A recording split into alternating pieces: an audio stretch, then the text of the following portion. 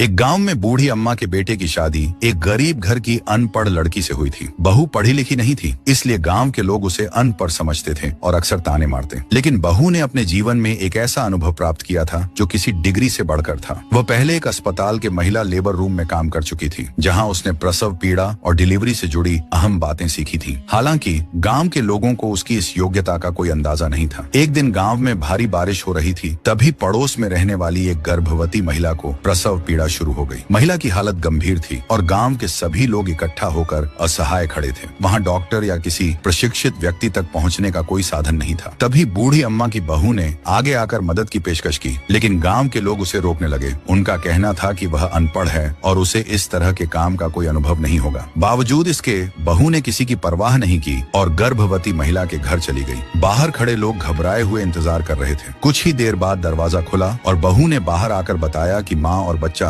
दोनों सुरक्षित हैं। यह सुनकर सभी चौंक गए। तब बहू ने समझाया, शिक्षा केवल किताबों तक सीमित नहीं होती। अनुभव, आत्मविश्वास और सेवा का भाव भी उतना ही महत्वपूर्ण होता है। वीडियो को लाइक करें और चैनल को सब्सक्राइब करके शेयर करें। आपको बहुत कुछ सीखने को मिलेगा।